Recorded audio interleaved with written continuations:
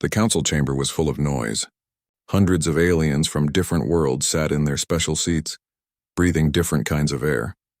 Some had scales, some had fur, and some looked like giant insects. They all talked and argued like they did every day. The translation machines hummed, turning their strange languages into words everyone could understand. Ambassador Day Wan stood up. He was a human, and his hair had turned gray from many years of hard work. Most of the aliens did not even look at him. Humans were not special in the Galactic Unity Council. They fixed things when they broke. They delivered supplies. They helped during emergencies. Nobody paid much attention to them. Day Wan waited until the room got quiet. His face showed no feelings. He had practiced this moment many times in his head. When he spoke, his voice was calm and steady. "Humanity is leaving the council," he said. "We are going home. This decision is final." The chamber became silent. All the talking stopped. Every alien turned to look at the human ambassador.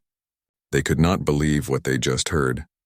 Vexthar, the leader of the council, stood up. He was a tall reptile with shiny scales that changed colors in the light. His people, the Kryn, were the most powerful species in the council. He looked down at Day Wan with cold yellow eyes. "This is a joke," Vexthar said. His voice was full of pride. "You cannot just leave. Who will do your work?" "You will," Day Wan answered. "We have trained replacements. We have written down everything you need to know. You have 30 days to learn."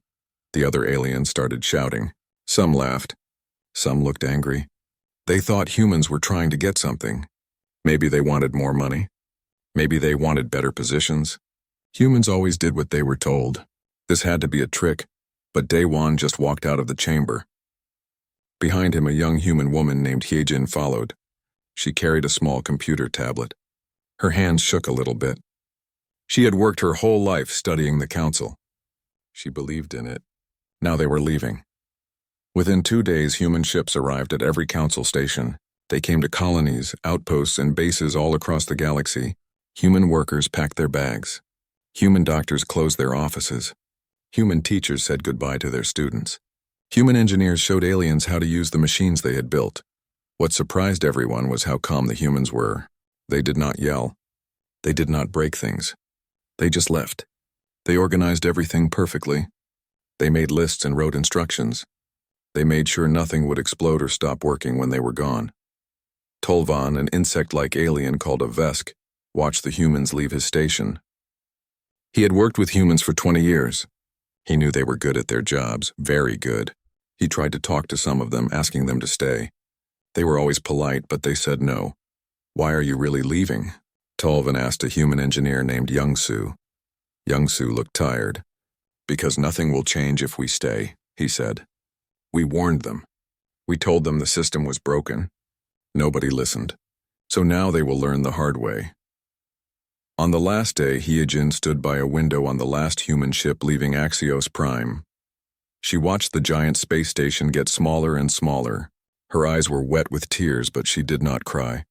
She held her tablet close to her chest. It had years of information about the council on it. Secret information. Information about all the problems humans had fixed quietly. Day Wan stood next to her. He put his hand on her shoulder. "They have no idea what is coming, do they?" Hyejin whispered. Day Wan shook his head slowly. "No, but they will learn. They always do. The question is how many will die before they understand." The ship jumped into faster-than-light travel. The stars stretched into lines of light. Behind them, the council chamber was celebrating. Vexthar was giving a speech about how the council was stronger now, how they had gotten rid of weak humans who could not handle the pressure. But deep in the station, a small alarm started beeping. Nobody noticed it. It was just a tiny problem with the air filters, the kind of thing humans used to fix before it became dangerous. Now there was nobody to fix it. In the medical bay, a computer system had a small error in its data. Medicine would be sent to the wrong place. The kind of mistake humans used to catch and correct. Now there was nobody checking. In the power room, a maintenance schedule was not being followed. The kind of schedule humans had created and managed. Now it sat forgotten in a computer file. Small problems. Tiny problems. The kind that did not matter today. But they would matter soon. Very soon. 2 weeks passed after the humans left. The council held a special meeting. Many aliens gave speeches about how smart they were. They said they had called the human bluff. They said the council was better without humans holding them back. Vexthar stood in front of everyone, his scales shining with pride.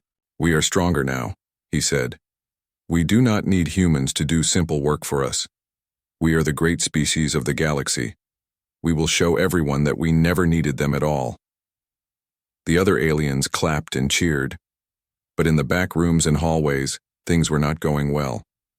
Small problems were starting to appear. A shipment of food went to the wrong planet. It was supposed to go to a mining colony that needed it badly. Instead, it went to a different station that already had too much food.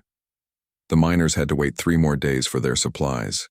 A communication relay stopped working correctly. It took 12 hours to fix instead of 1 hour. Messages got delayed. Some important warnings did not arrive on time. A medical computer had wrong information in it. Nobody noticed at first. These were small problems, easy to ignore. Everyone said it was just because things were changing. It would get better soon. But it did not get better. In week 3, something bad happened. A colony of Vesk people got very sick. A terrible disease was spreading fast. They needed special medicine right away. The medicine was ready. The ships were ready.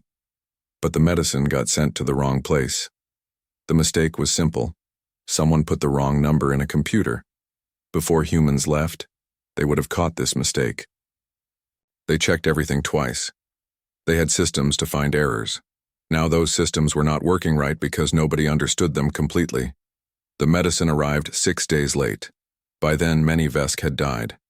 Tolvan lost his brother in that colony. He stood at the memorial service, his insect eyes dark with sadness. He knew this death could have been stopped. Tolvan started asking questions. He looked at records. He talked to the people who were doing the work humans used to do. What he found scared him. The humans had not just done their official jobs. They had been doing hundreds of other small tasks. Tasks that nobody else even knew needed to be done. They wrote programs to check for mistakes. They created backup plans for emergencies. They made sure different alien species could work together even when they did not like each other. Humans were like glue. They held everything together. And now the glue was gone. More problems came. 3 big space stations had power problems. The lights flickered, computers shut down and restarted. Nothing exploded, but work stopped for hours. Engineers looked at the maintenance records humans had left behind.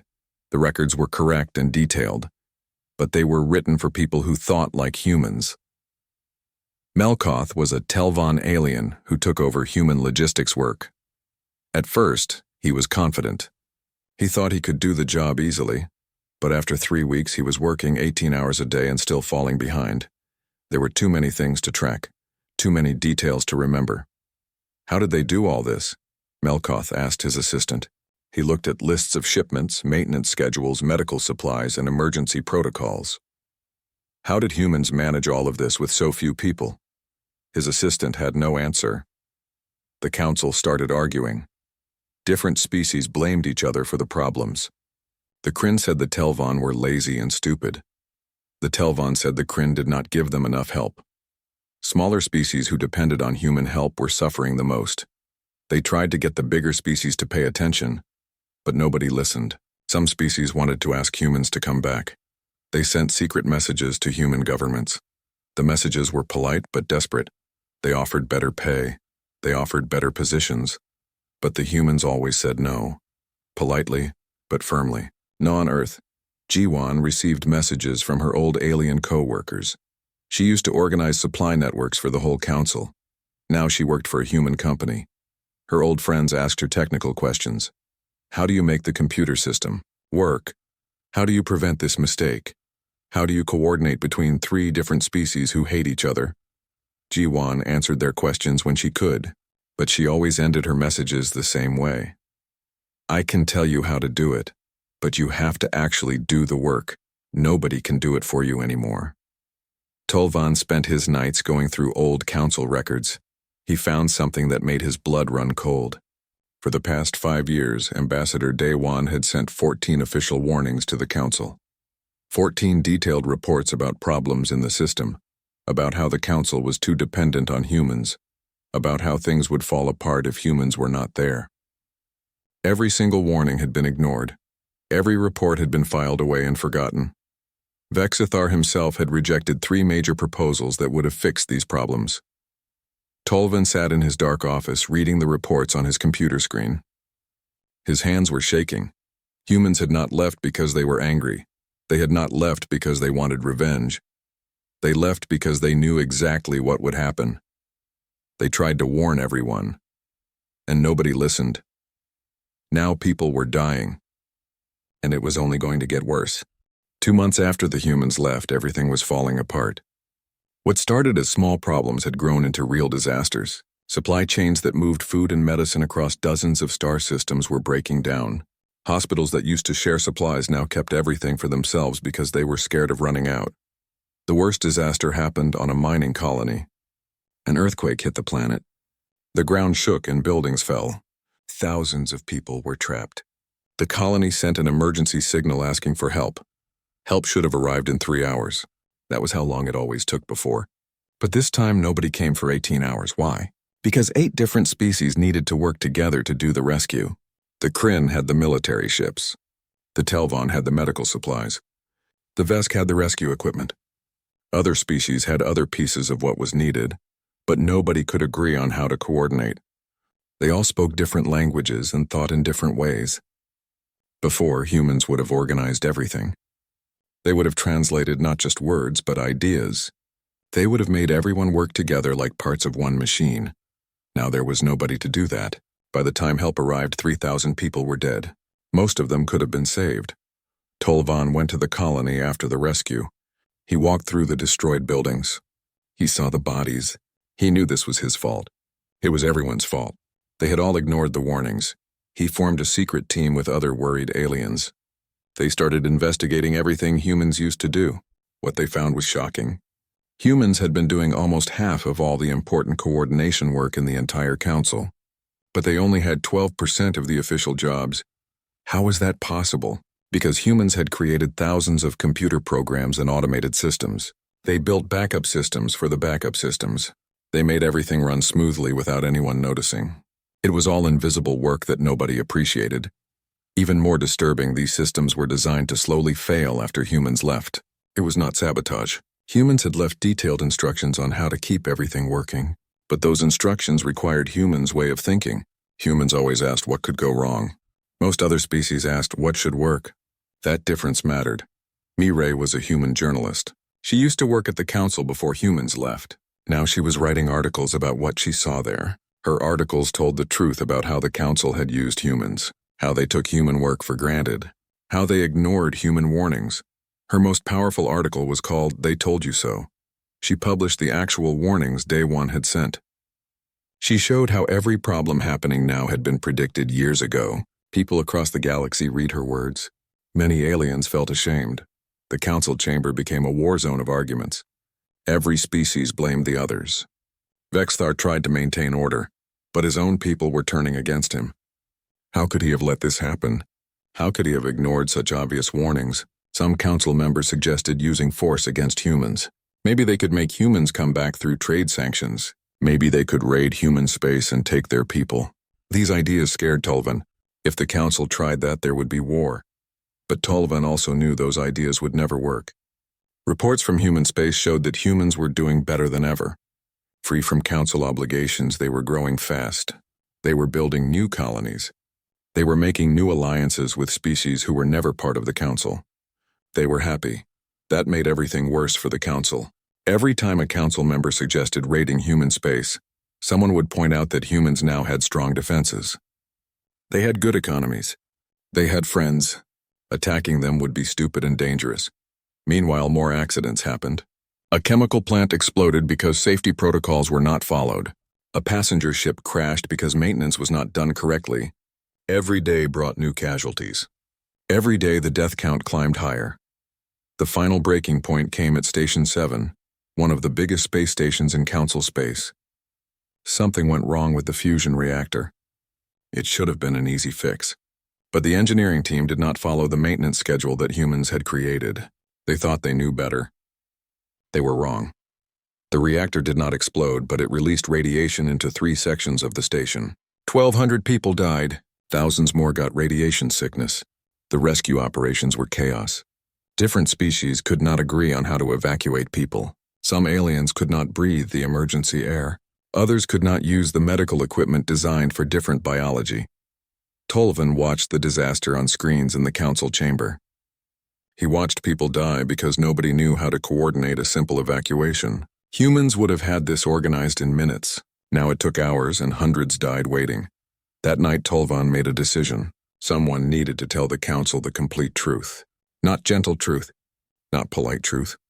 The real harsh, ugly truth about what they had done, even if it destroyed his career, even if other aliens hated him for it. Someone had to speak up. He spent 3 days preparing his report. He gathered every piece of evidence, every casualty number, every failed system, every ignored warning.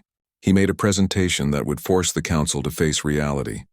When he was done, he looked at his work and felt sick. The truth was worse than he thought. The council was not just failing. It was dying, and they had killed it themselves. Tolvan called an emergency meeting of the full council. Every species sent representatives. The chamber was packed. Everyone knew something important was about to happen. When Tolvan started speaking, his voice was steady but sad. He showed them numbers, deaths, accidents, economic losses, system failures. He showed them graphs going down, down, down. Everything was getting worse. In 6 months, the council will collapse completely, he said. Not because of war, not because of disease, because we do not know how to work together without humans helping us. Then he showed them something that made everyone silent. He played recordings of Day One's warnings from years ago. In each video, the human ambassador calmly explained exactly what would happen. He predicted the supply chain failures. He predicted the coordination breakdowns. He predicted the death toll. Everything Day One said would happen had happened. Every single prediction came true. The chamber erupted into shouting. Some aliens were angry at Tolvan for telling them this. Others were angry at themselves. Some refused to believe it. Vexithar stood up, his scales dark with anger. "You are being dramatic," he said. "We can fix these problems with technology. We do not need to beg humans to return." Tolvan looked at him with tired eyes. "Then why have you not fixed them already? You have had 4 months. Things are getting worse, not better. Because idiots like you keep talking instead of working," Vexithar shouted. Tolvan did not shout back. He just showed one more document on the big screens. It was a reform proposal from 3 years ago. Ambassador Dewan had written it. The proposal would have prevented every problem they were having now. At the bottom of the document was a note, rejected by Council Leader Vexithar. The chamber went quiet. Everyone looked at Vexithar. He had no answer. The council split into 3 groups. One group, led by Vexithar, still refused to admit how bad things were. Another group, led by a politician named Shivara, wanted to restructure the council without involving humans. They saw this as a chance to grab power. The third group, smaller but growing, agreed with Tolvan. They needed to make peace with humanity. After days of arguing, the council voted to send a diplomatic team to human space. Shivara would lead it because she was a compromise choice. Tolvan would go too because he knew humans better than anyone. Several other species sent representatives. The journey to human space took 3 days. Shivara spent that time planning her strategy. She would negotiate from a position of strength. She would offer humans better deals but make it clear the council was still in charge. Tolvan tried to warn her.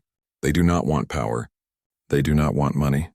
They want the council to change, Shivara laughed. Everyone wants power and money. Humans are no different. Watch and learn. When they arrived at the human government station, they were treated with cold politeness. The human negotiator was Ambassador Bora. She was in her 50s with short gray hair and sharp eyes. She had worked at the council for 20 years before humans left. She had watched the council waste human efforts year after year.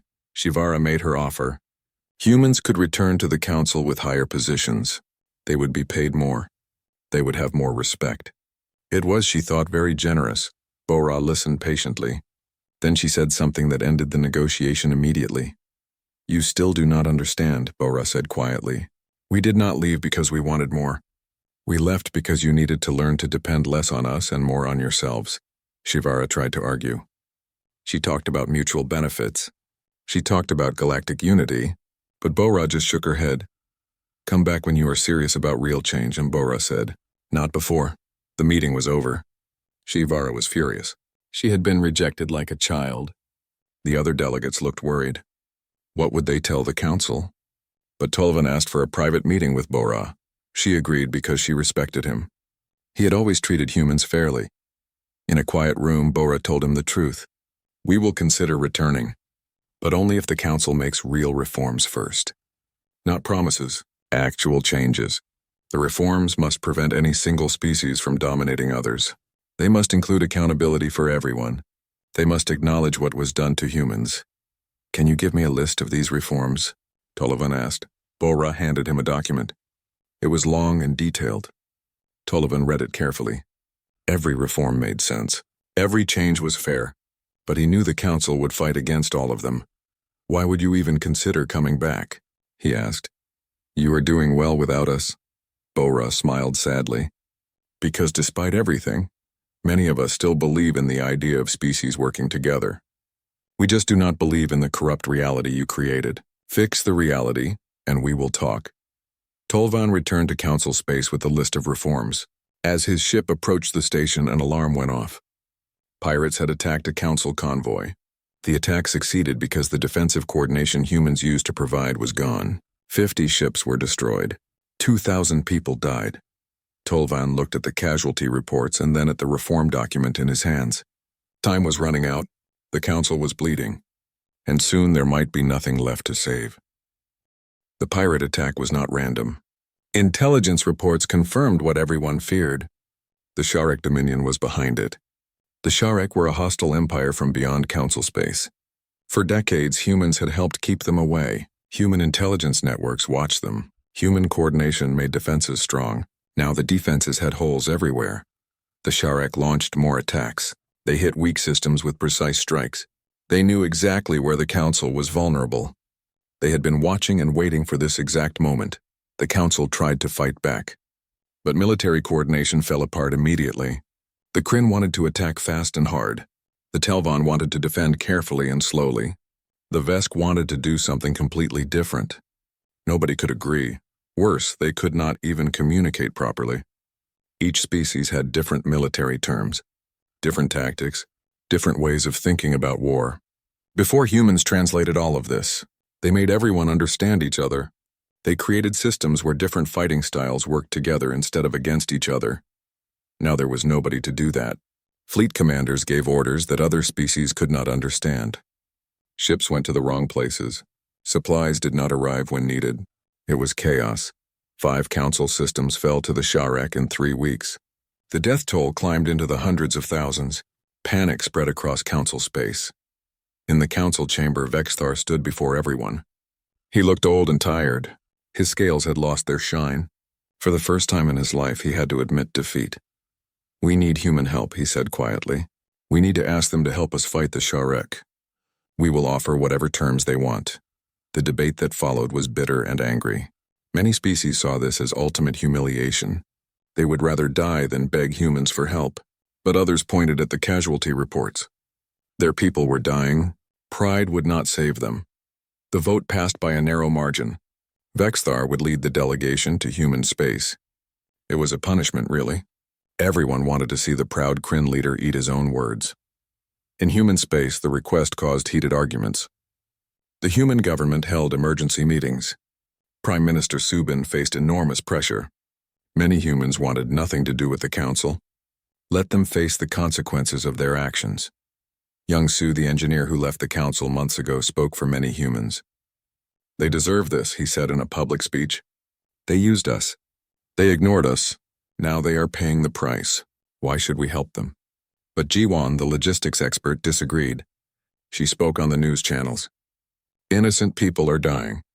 Yes, the council leadership was bad, but regular citizens did not make those choices. Children are dying. Medical workers are dying. Should we let them all suffer because their leaders were fools?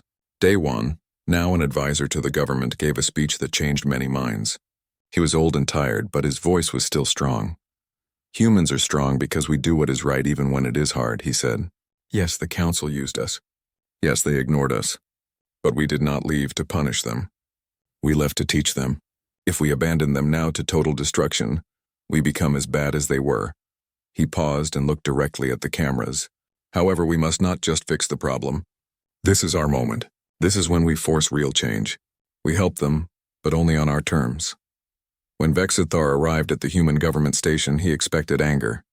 He expected revenge. Instead, he got cold professionalism. Prime Minister Subin met him in a formal conference room. She placed a document on the table. "The Emergency Mutual Defense Protocol," she said. "Read it carefully." Vexthar read the document. His hands shook. The terms were harsh but fair. Human military commanders would have final authority over all defensive operations. The Council had to immediately start implementing the reforms humans had requested. All human personnel would have diplomatic immunity and protected status. Most importantly, the Council had to publicly acknowledge how they had treated humanity and commit to fundamental change. "This will destroy my political career," Vexthar said quietly. "Yes," Subin agreed, "but it will save your people. What matters more?" Vexthar looked at the casualty reports streaming in from Council space. More deaths every hour. His pride as a Kryn fought against his duty to his people. For most of his life, pride had won. But not today. He picked up a pen. His hand hovered over the signature line for a long moment. Then he signed. His political career was over. His reputation was destroyed. But his people would live. Within hours, human warships began jumping into Council space. Admiral Dong-hyun stood on the bridge of his flagship studying tactical displays. Hundreds of ships moved in perfect coordination. Human efficiency was back. Behind him, Heejin stood in a military liaison uniform. She watched the same displays. "Think they have learned anything?" she asked quietly. Admiral Dong-hyun did not take his eyes off the screens. "We are about to find out. If they fight us on every decision, we leave. If they work with us, maybe there is hope." Human forces did not arrive like heroes in a story. They arrived like professionals doing a job. Admiral Dong-hyun's first action was to take control of the chaos. He reorganized the confused fleet deployments. He established clear communication protocols. He created command structures that forced different species to work together properly. The change was immediate. Within 3 days, Council forces stopped losing territory. Within 2 weeks, they started pushing the Sharek back. The difference was not that humans were better fighters. The difference was that humans knew how to organize. They created systems where each species contributed their strengths. Kryn were aggressive and brave, so they led frontal attacks. Telvan were precise and careful, so they handled flanking maneuvers. Vesk were tough and could endure long battles, so they held defensive positions. Humans were adaptable and could adjust. Plans when things changed unexpectedly. The biggest battle happened at a place called Kepler's Gate. A joint council human fleet faced a Sharek force that was much bigger. Admiral Dong-hyun created a battle plan that used everyone's abilities. It worked perfectly. The victory was decisive. For the first time, Council species saw what they could accomplish when they worked together properly. While the war continued, something else was happening. Human diplomatic teams started the harder work of changing the Council's government. Day 1 returned to Council space. He was not an ambassador anymore. Now he was a reformer with real power.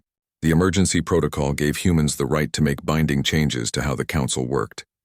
The reforms were systematic and strict. Day 1 dismantled the power structures that let species like the Kryn dominate everyone else. He created transparent accountability measures so everyone could see what leaders were doing. He restructured committees to ensure smaller species had real voices. Most controversially, he implemented a rotation system for Council leadership. No species could hold power indefinitely. Many powerful aliens fought against these changes, but they had no choice. The emergency protocol was clear. Either accept the reforms or lose human military support, and without human support, the Sharek would destroy them. Vexthar became an unexpected ally. Having lost everything by signing the agreement with humans, he had nothing left to lose. He supported every reform openly. His support gave other Kryn permission to agree. Many of them had secretly thought the old system was unfair, but were too afraid to say so. One day, Vexthar did something that shocked everyone. He gave a public speech apologizing to humanity. He admitted he had been arrogant and blind. He admitted he had ignored warnings that could have prevented this disaster. He took full responsibility for his failures. The speech was broadcast across the entire galaxy. Many aliens cried watching it. It was the first time a powerful leader had truly admitted being wrong.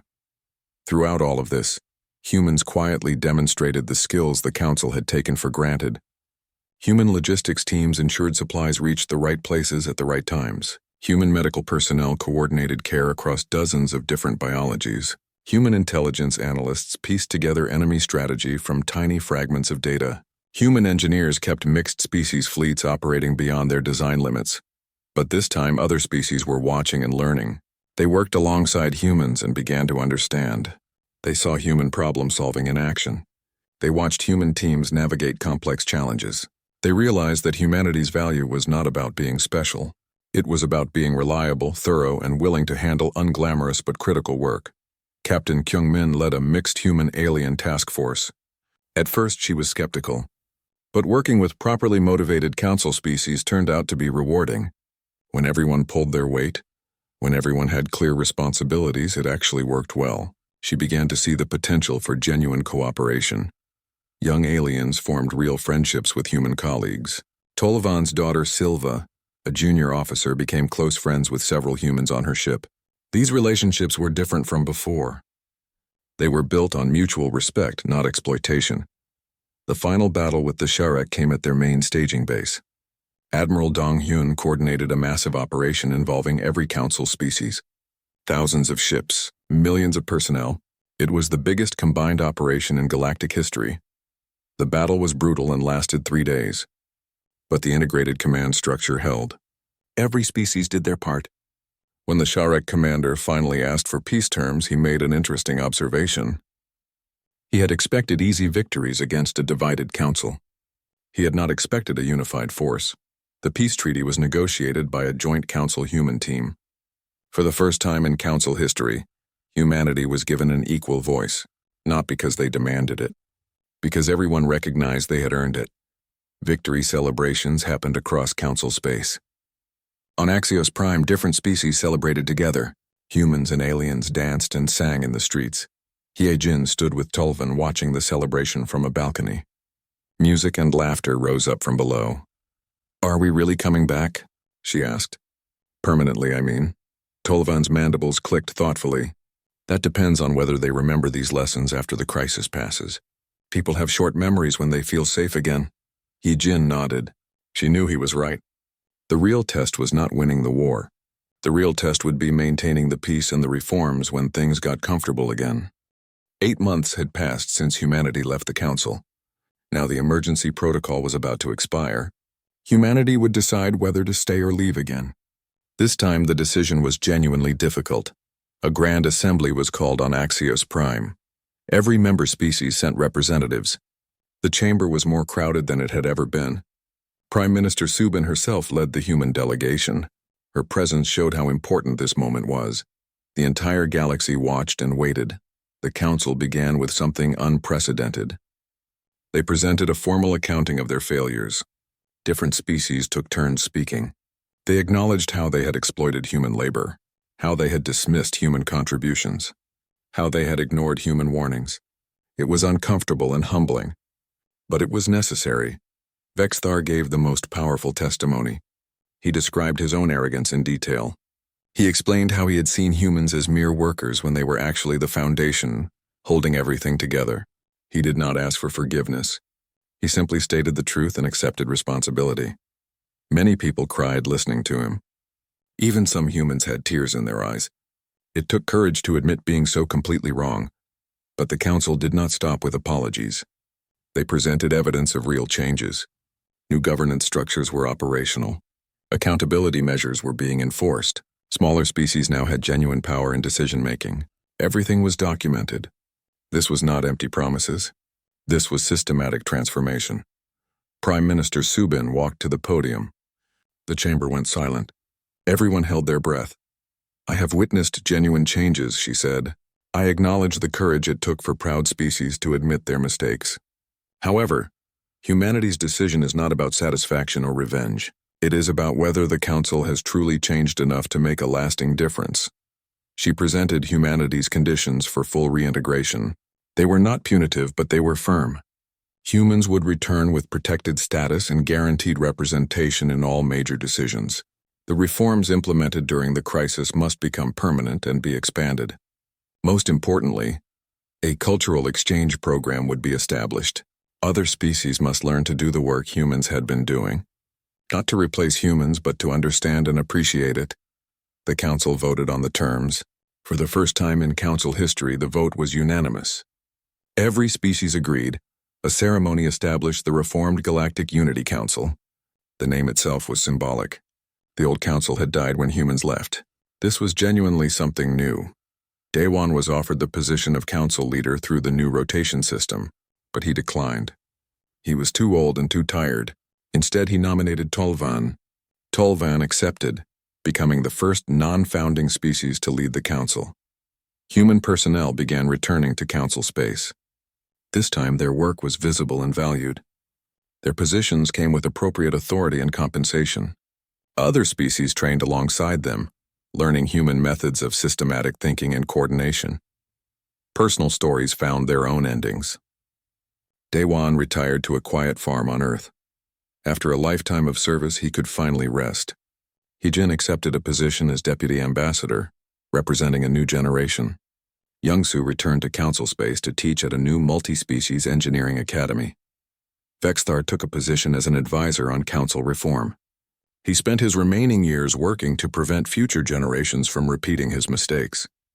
His friendship with Daewon, once impossible to imagine, became genuine and deep. Tolvan's daughter, Silva, and Captain Kyungmin became partners in a new joint rapid response force. Their unit became legendary for its effectiveness. They proved that real cooperation was possible. The transformation spread beyond the original council. Independent species who had watched events unfold began asking to join. The example of genuine cooperation was attractive. Within years, the reformed council was larger and more diverse than the old council ever was. Human culture changed too. Having proven their worth and gained proper recognition, humanity developed new confidence. Human philosophy began influencing other species. Concepts of systematic thinking and prepared pessimism spread across the galaxy. Being thorough and reliable became valued traits. Most importantly, the crisis created a shared memory. Parents across the galaxy taught their children about the silent departure. They taught them about taking others for granted. They taught them that the most important work is often invisible until it is gone. 5 years after the Reformation, Axios Prime hosted an anniversary ceremony. Representatives from all species gathered. Many who had lived through the crisis attended. The ceremony was simple and dignified. Very human in character, someone noted with appreciation. Daewon was coaxed out of retirement to speak. He was elderly and frail now, but his mind was still sharp. He kept his speech brief. "We never wanted to leave," he said slowly, "but staying would have enabled a broken system. Watching you suffer was painful, but it was necessary for real change. We left quietly so you could find your voices. We returned so we could speak together." After the ceremony, Hyejin and Tolvan stood on an observation deck. They watched ships from dozens of species move through space lanes. The traffic flowed smoothly and efficiently, human expertise and alien skills working together. "Do you think it will last?" Hyejin asked. Tolvan considered the question carefully. "Nothing lasts forever. But we have built something genuine. When the next crisis comes, and it will, we will face it together as true equals. That is all anyone can ask." Hyejin nodded. She was satisfied with that answer. Below them, a human cargo vessel and a Kryn diplomatic ship docked side by side. Their crews met for a joint operation. It was a small moment, unremarkable in the vast complexity of galactic civilization, but it was real, and that made all the difference.